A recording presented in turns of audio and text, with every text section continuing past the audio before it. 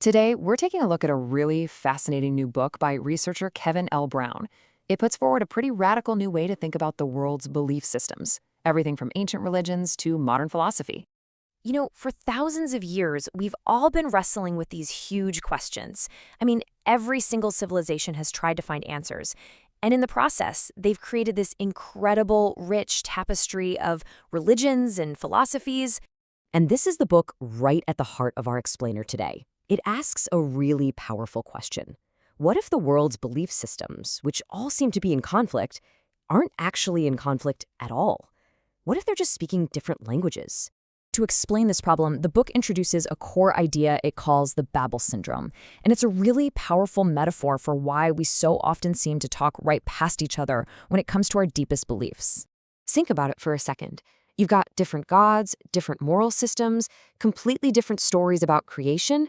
It creates what looks like a hopelessly divided landscape.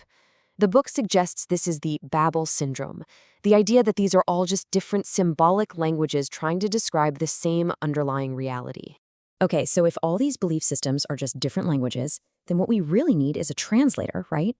Well, the book proposes a pretty surprising one, the objective language of modern physics.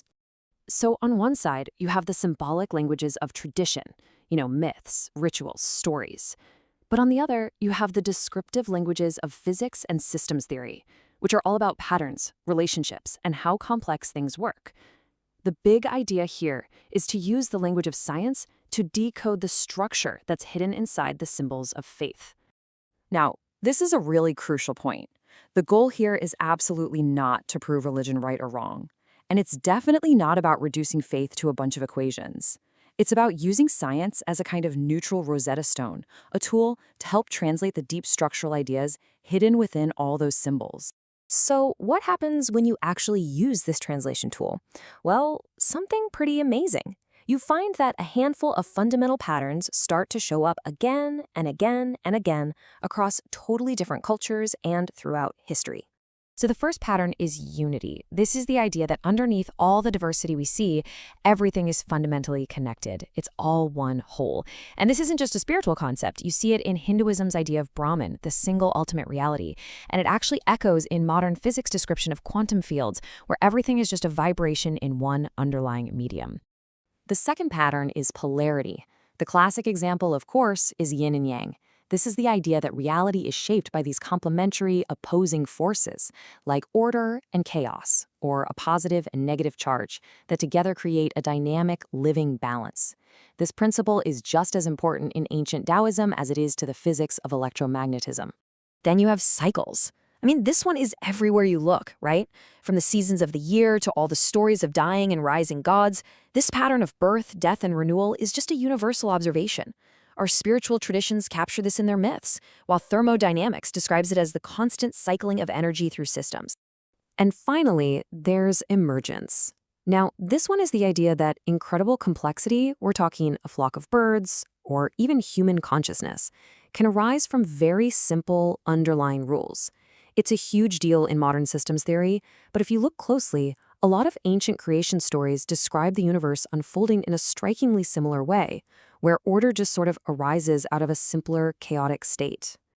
Now, the book doesn't just propose this theory and leave it at that. It actually applies it across an incredibly wide range of human thought to really put the idea to the test. And the scope here is just incredibly ambitious. It analyzes these recurring patterns across major Eastern traditions like Buddhism and Taoism, all of the Abrahamic faiths, and even foundational Western philosophies like Platonism and Stoicism. It's a huge undertaking.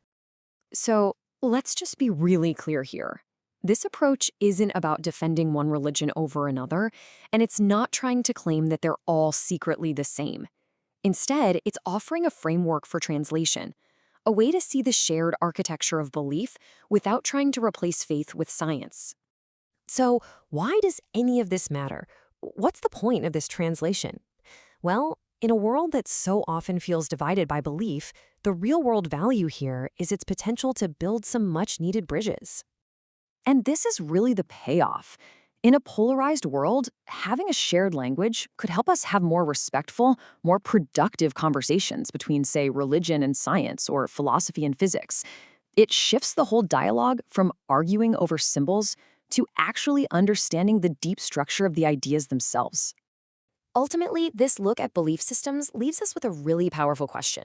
The goal isn't to find one single answer to life's big questions, but maybe to better understand all the different ways we've tried to answer them.